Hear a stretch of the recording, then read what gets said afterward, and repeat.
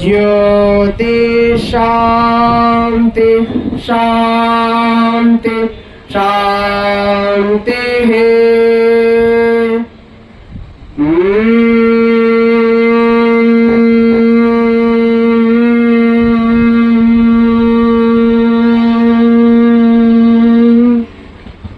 ज्योति शांति शांति शांति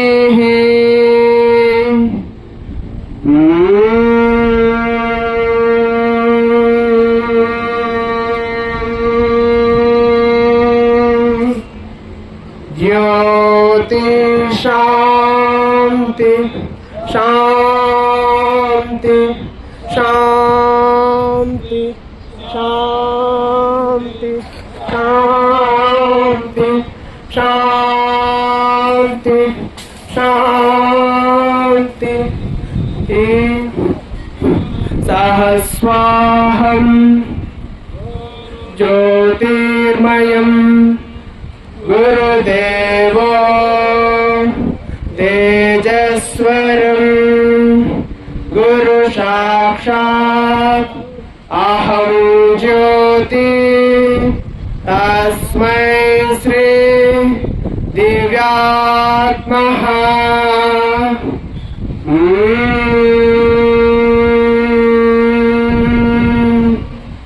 माता पिता गुरुदेवो भव अक्षर ब्रह्म आनंदो भव सर्वजीव संरक्षणो भव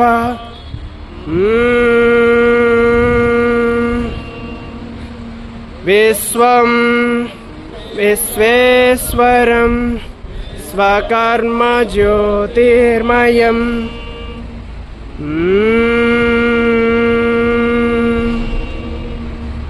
ज्योति शांति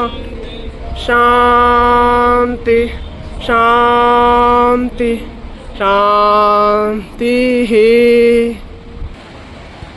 दिव्य अवतार श्री श्री श्री विश्वशांति ज्योतिर्मय प्रभुल वारिके दिव्य अवतार श्री श्री श्री विश्वशांति ज्योतिर्मय प्रभुल वारिके दिव्य अवतार श्री श्री श्री विश्वशांति ज्योतिर्मय प्रभुल वारिके जगन्मात बोट्टिपिल्लम्म वारिके जगन्मात बोट्टिपिल्लम्म वारिके जगन्मात बोट्टिपिल्लम्म वारिके जय ज्योति जगत ज्योति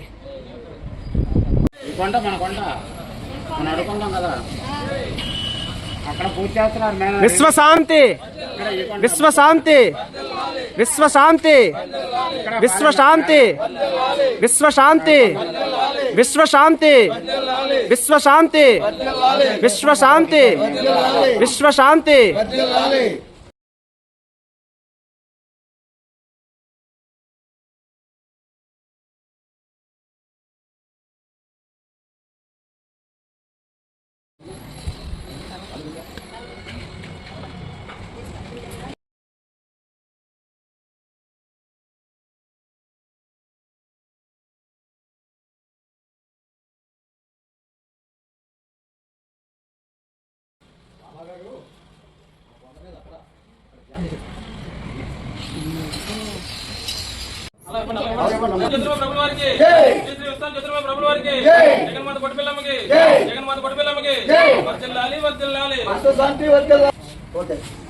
అమ్మా తీసుకోండి అమ్మా ఇక ఇది మన అందరికి దైవమైనటువంటి చేత మనకు వచ్చిన ప్రసాదం ఇది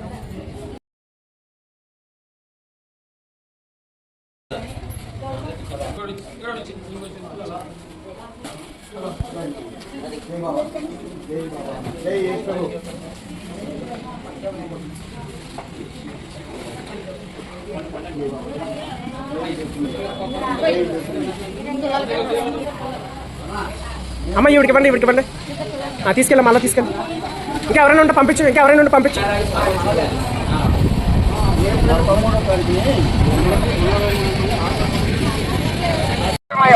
విశ్వ శాంతి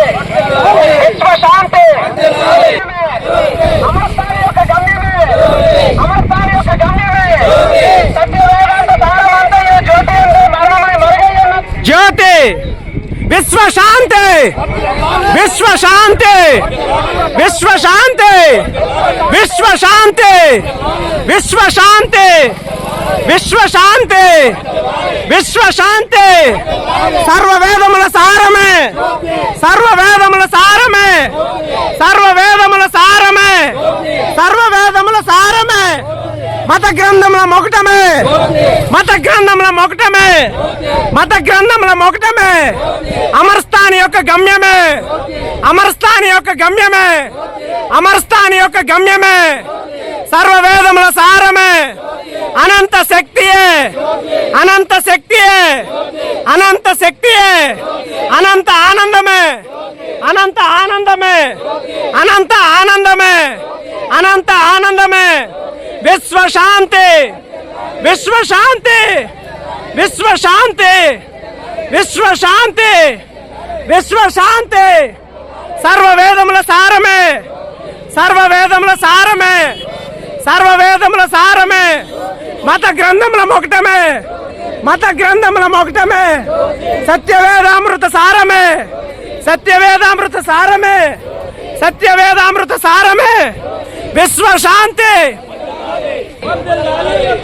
విశ్వ శాంతి వర్ధిల్లాలి. జ్యోతి, జ్యోతి, జ్యోతి, జ్యోతి, జ్యోతి, జ్యోతి. మత గ్రంథముల మొకటమే, మత గ్రంథముల మొకటమే. అమరస్థాని యొక్క గమ్యమే, అమరస్థాని యొక్క గమ్యమే, అమరస్థాని యొక్క గమ్యమే, అమరస్థాని యొక్క గమ్యమే. జగజ్యోతి, జయ జ్యోతిర్మయం. విశ్వ శాంతి, విశ్వ శాంతి, విశ్వ శాంతి, విశ్వ శాంతి. సర్వవేదముల సారమే, సర్వవేదముల సారమే, సర్వవేదముల సారమే.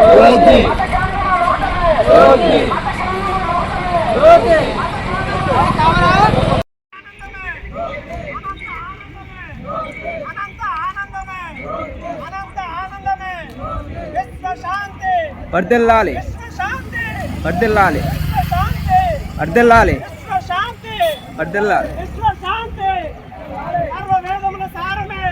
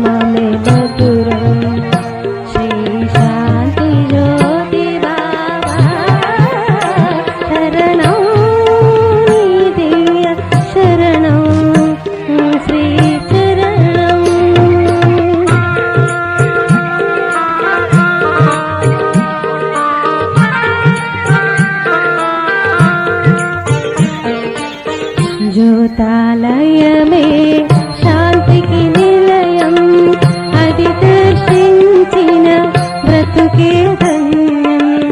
జ్యోతాలయమే శాంతికి నిలయం, అది దర్శించిన బ్రతుకే ధన్యం. అమరపురివాస ఓ జ్యోతిర్బాబా, అమరపురివాస ఓ జ్యోతిర్బాబా, మాయిల వేలుపు నీవే శరణం, నీ దివ్య శరణం శ్రీ శరణం.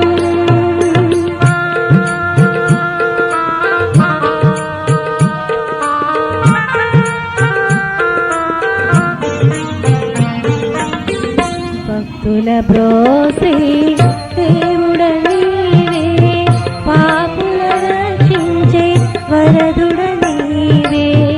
భక్తుల బ్రోసి దేవుడ నీవే, పాపుల రక్షించే వరదుడ నీవే.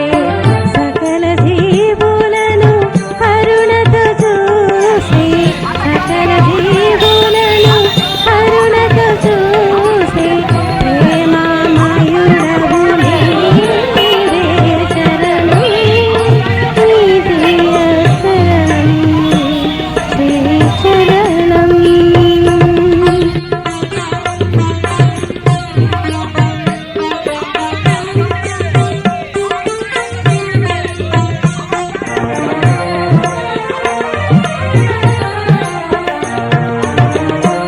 విశ్వశాంతికి మూలము నీవే, సర్వజగతికి సారథి నీవే. విశ్వశాంతికి మూలము నీవే, సర్వజగతికి సారథి నీవే. సర్వజీవులను చల్లగా చూసి, సర్వజీవులను చల్లగా చూసి, జ్యోతిర్మయుడ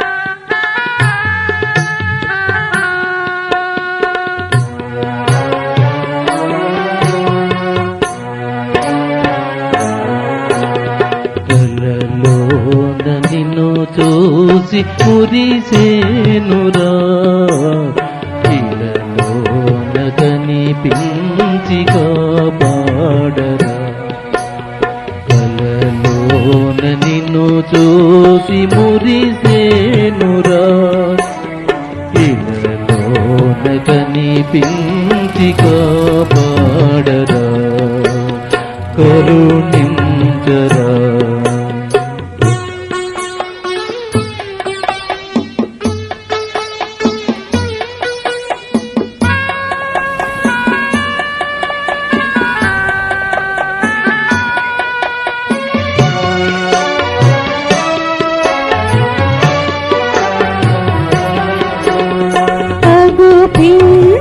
పించగారాని అభయంకరా పాలించి పాలించి రావేమిరా అగు పించగారాని అభయంకరా పాలించి పాలించి రావేమిరా భ్రమ చూపినను నీవు చేకొనుమురా దరి చేర్చరా కలలోన నిన్ను చూసి మురిసేనురా ఇలలోన కనిపించి కాపాడరా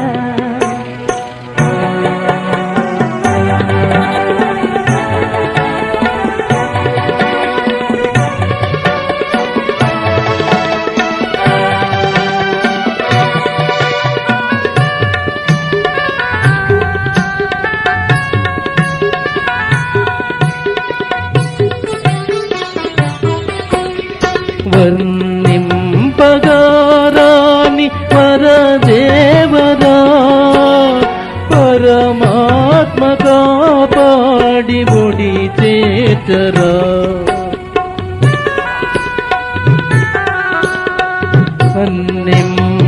వర్ణింపగారాని వరదేవరా పరమాత్మ కాపాడి కరుణించరా దర్శించి తరింతు ఈ జన్మలో ఈ జన్మలో కలలోన నిన్ను చూసి మురిసేనురా కలలోన కనిపించి కాపాడరా కలలోన నిన్ను చూసి మురిసేనురా కనులార దర్శించి కాపాడరా కరుణించరా కాపాడరా కరుణించరా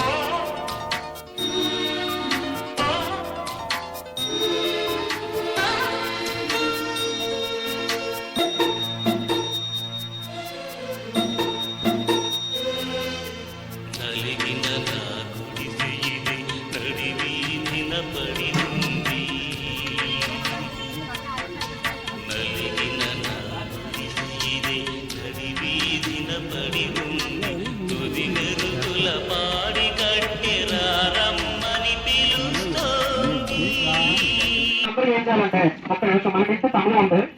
మన కార్యక్రమం 4ంటికి ముగించేస్తుందని చూస్తున్నాం. అంటే జనాలు దూరం వెళ్ళడం కూడా ఇబ్బంది లేకుండా ఇప్పుడు అక్కడ టైం 2 అయింది కాబట్టి అక్కడ టైం 2 అయింది. ఒక గంట సేపు మనం బాబాజీ 4 విషయాలు మాట్లాడుకుందాం. తర్వాత ప్రార్థన చేసుకుని అమ్మాయిలు పాటలు పాడతారు. 4 పాటలు మనం సహాయం చేసుకుని చేద్దాం. పాటలు పాడుతూ ఒక్కొక్కరు తక్కువ సమయంలో క్లుప్తంగా మనం ఏ విధంగా మన జీవితాన్ని ముందుకు జరపాలి, ఏ విధంగా జీవితాన్ని సాధించాలి, మన బాబాజీ ఏమందించారు, అసలు బాబాజీ భూమి మీద కిందకి వచ్చారు, ఈ మధ్యలో మనం కొన్ని విషయాలు మాట్లాడుకుని ఈ కార్యక్రమాన్ని మనం ఇదే సత్సంగం సద్గోష్ఠి అంటున్నాం కదా మనం, ఇదనమాట. ఆ రకంగా మనం ముందుకెళ్దాం. ఎవరైనా పెద్దలు వచ్చి ఒక 2 మాటలు బాబాజీ తోటి విషయాలు నేను చెప్పాల్సిందిగా నేను అందరినీ ఒకరే చెప్పాలని లేదు, మనకి అందరం కొద్ది సమయంలో క్లుప్తంగా చెప్పుకుందాం. రామ్మోహన్ రావు డెన్సెట్టి బాబాజీ దగ్గరికి వచ్చి 24 సంవత్సరాలు అవుతుంది. పునరాగం తీసుకుని 22 సంవత్సరాలే నేను బాబాజీ దగ్గరికి వచ్చి మా జనంగా తీసుకొచ్చారు. మాకు ఒక ఇల్లు ప్లాన్ పని మీద వచ్చాను. ఇల్లు చాలా ఖర్చు పెట్టాము, ఆ పని అవ్వలేదు. తర్వాత బాబాజీ దగ్గరికి వచ్చాక 2,000 తెచ్చుకో హోమం చేస్తానంటే 2,000 ఇచ్చాము. వైజాగ్ వచ్చారు బాబాజీ పనిలో.